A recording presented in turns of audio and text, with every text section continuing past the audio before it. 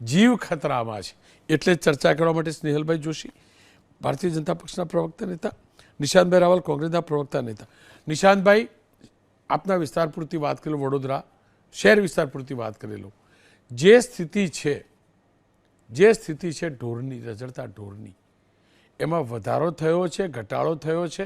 પ્રશાસને પ્રયાસ કર્યા છે? માલધારીઓ કે જે પશુપાલકો છે, માલધારીઓ શબ્દ નહીં વાપરું, પશુપાલકો છે, શું એમાં સહકાર આપે છે કે સ્થિતિ ઠેરની ઠેર છે?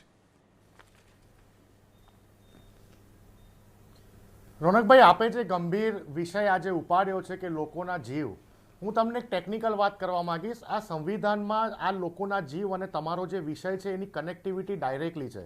સંવિધાનનું આર્ટિકલ 21 એવું કહે છે, પ્રોટેક્શન ઓફ લાઈફ અને પર્સનલ લિબર્ટી, અર્થાત કાયદા સ્થાપિત કાર્યરીત અનુસાર હોય તે સિવાય કોઈ વ્યક્તિનું જીવન કે શરીર સ્વતંત્ર રીતે છીનવી ના શકાય.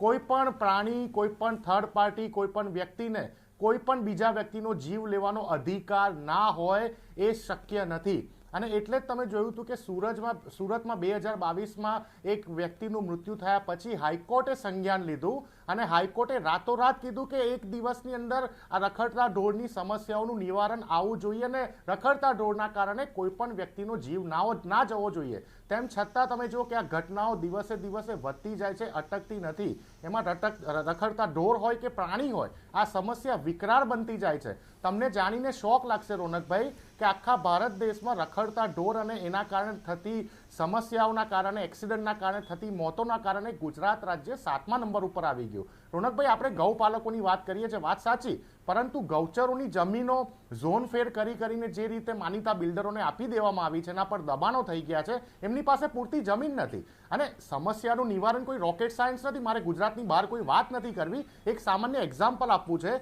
કે બીએમસી મુંબઈ મહાનગરપાલિકામાં આપ પણ જતા હશો, હું પણ જાઉં છું, ક્યારે પણ આપણે કોઈ રખડતા ઢોરનો સામનો નહીં કરવો પડ્યો હોય, કારણ કે ત્યાં રખડતા ઢોર માટે કેટલ ટ્રેપિંગની આખી ટીમો કાર્યરત છે કે જે 24 કલાક એ વિષય ઉપર કામ કરે છે. ત્યાંના પાંજરાપોળની હાલત જો, 24 કલાક ત્યાં ડોક્ટર હાજર હોય છે, ત્યાં પૂરતો ખોરાક આપવામાં આવે છે રખડતા ઢોરોને. એક ગાયની પાછળ રોનકભાઈ 15,000 રૂપિયાનો ખર્ચો કરવામાં આવે. આપણા ગુજરાતમાં તમામ જગ્યાઓ પર, અમદાવાદ હોય કે વડોદરા હોય કે સુરત, પાંજરાપોળની હાલત પણ ખસતી, તો આપણે ઢોરને રાખવા તો ક્યાં રાખવા?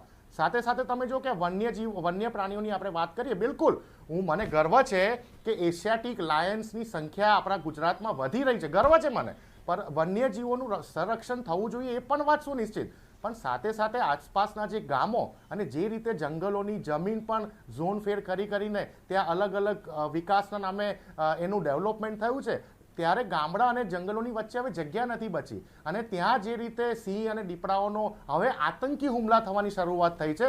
છેલ્લા 2019 થી 2023ની વચ્ચે રોનકભાઈ 100 થી વધુ લોકોને ગંભીર ઈજા અને 20 થી વધુ લોકોના આવા વન્ય પ્રાણીઓના કારણે જીવનો એમને ગુમાવ્યા છે. એટલે વિચારો કે સરકાર ધારે તો બધું જ કરી શકે છે. જ્યારે હાઈકોર્ટ, જ્યારે પણ અમદાવાદમાં તમને ખબર છે કે જ્યારે આ ઘટના બની તો હાઈકોર્ટે કીધું કે ભાઈ હવે કોઈ પણ રખડતા ઢોરના કારણે કોઈનું મૃત્યુ થશે, કોઈને ઈજા થશે તો ત્યાંનો કલેક્ટર જવાબદાર હશે.